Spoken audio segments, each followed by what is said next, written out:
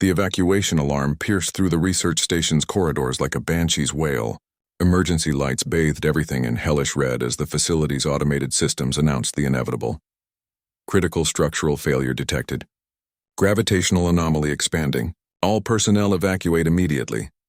Commander Zephyr of the Altarian Republic watched through the viewport as escape pods shot away from the dying station like sparks from a forge.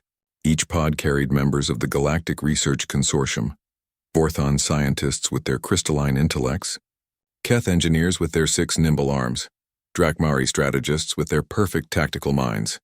The greatest minds in the galaxy, fleeing to safety as the station was slowly consumed by an artificial black hole gone critical. "Status report," Zephyr commanded, his voice carrying the authority of someone who had led 100 successful evacuations. 97% evacuation complete, reported his aide, Flux Captain Niran. Only the lower decks remain. Zephyr nodded grimly.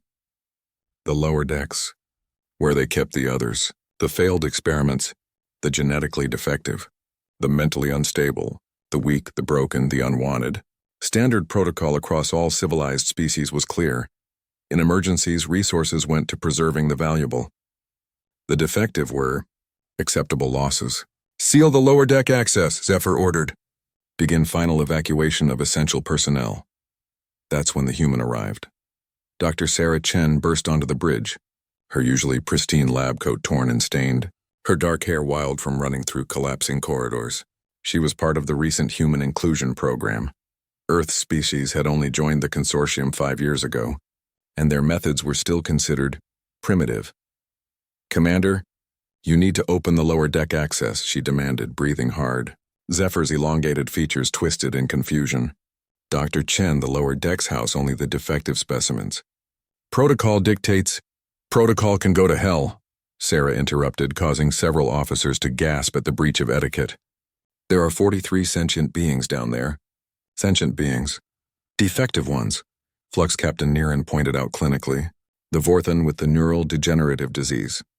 The Keth born with only 4 arms. The Drakmari with the emotional regulation disorder. They are compromised." Sarah stared at them in disbelief. "They're people." "They are genetic dead ends," Zephyr said, not unkindly. He had always found humans oddly sentimental. "We cannot risk the lives of healthy specimens for those who contribute nothing to species survival. This is the way it has always been, across all our civilizations." "Well, it's not the human way." Without waiting for permission, Sarah turned and sprinted toward the lower decks. Zephyr watched her go, shaking his head. Humans were brave. He'd give them that. But their inability to make rational choices about genetic fitness was why they'd never become a major galactic power.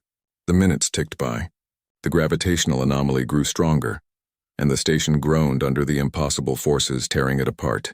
One by one, the remaining essential personnel evacuated until only Zephyr remained on the bridge, monitoring the final automated systems. That's when he saw them. Through the main viewport, a maintenance shuttle emerged from the station's belly. It was never designed for deep space travel, let alone escape velocity, but somehow it was moving. Zephyr magnified the image and felt his triple heart skip in sequence. The shuttle was massively overloaded. Through its reinforced windows he could see bodies packed inside like cargo. But these weren't bodies. They were moving, breathing, alive. And at the controls, barely visible through the crowd, was Dr. Sarah Chen. "How is this possible?"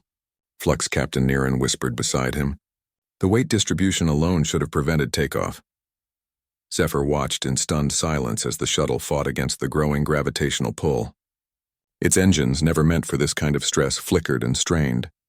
The ship listed dangerously, and for a moment it seemed like it would be pulled back into the station's death spiral. Then something extraordinary happened. Other ships began to converge on the struggling shuttle. The escape pods that had launched earlier, carrying the galaxy's finest minds, turned around. A Vorthon science vessel extended an emergency tractor beam. Keth engineering pods flanked the shuttle, their pilots using precision flying to create a gravitational slipstream. Even the Drakmari command ship adjusted its position to provide a navigation beacon through the spatial distortions. "Why are they helping?" Niran asked in wonder. Zephyr realized he knew the answer, and it shook him to his core. Because the human went back for them. The shuttle and its escort ships pulled away from the dying station, just as the gravitational anomaly reached critical mass. The research facility collapsed into a point of infinite density and vanished, taking with it years of research and billions of credits worth of equipment. But 43 lives that would have been written off as acceptable losses were safe. Hours later, aboard the rescue fleet's flagship, Zephyr found Dr. Chen in the medical bay. She was moving between beds, checking on the survivors she'd saved. The Vorton with neural degeneration was speaking softly with a Keth engineer, who was teaching him to paint with his forearms. The Drakmari with emotional regulation disorder was laughing, with a group of normal researchers who seemed genuinely interested in her unique perspective on tactical analysis. "Dr. Chen," Zephyr said quietly. She looked up, exhaustion evident in every line of her face. "Commander, I need to understand," he said. "By any rational measure, what you did was illogical. You risked your life for individuals who cannot contribute optimally to species survival." "Why?" Sarah was quiet for a long moment, watching the survivors interact with their rescuers. Finally, she spoke. "Commander, every species in this galaxy has achieved greatness by leaving their weak behind. You've built magnificent civilizations, conquered space, unlocked the secrets of the universe." She turned to face him, and her eyes held something Zephyr had never seen before, a fierce, protective love that transcended logic. "But humans, we became who we are by carrying our weak with us, every step of the way." She gestured to the room full of survivors. "You call them defective. I call them human now. Because that's what we do, we make everyone human. And humans don't leave people behind." As Zephyr watched the rescued beings finding acceptance and purpose among their saviors, he began to understand why the humans, despite their primitive technology and irrational sentiment, were perhaps the most dangerous species the galaxy had ever encountered. They didn't just want to survive among the stars. They wanted to make sure everyone else did too.